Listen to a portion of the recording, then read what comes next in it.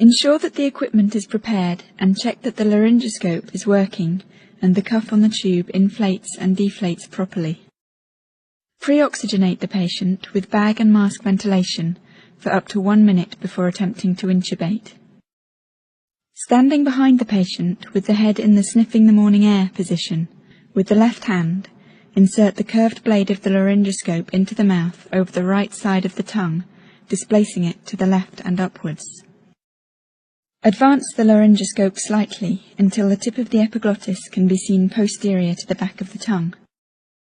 Advance the tip of the laryngoscope blade into the vallecula between the epiglottis and the tongue.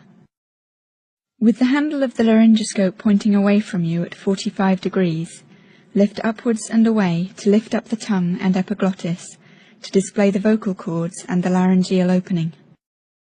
With the right hand, insert the endotracheal tube from the right-hand side of the mouth directly between the cords and into the trachea until the cuff passes through the cords. The markings on the tube at the incisors will show between 21 and 24 centimeters in the average-sized adult when the tube is in position. Remove the laryngoscope and inflate the cuff with approximately 15 mL of air to prevent air leaking during ventilation. Attach the tube to the bag and valve apparatus and ventilate the patient with the oxygen flow on 12 to 15 litres per minute. Confirm the position of the tube by auscultating over the apices of the lungs, the axillae and the stomach. If it is not in the correct position, deflate the cuff and remove the tube. Resort back to bag and mask ventilation and repeat the intubation process from the beginning.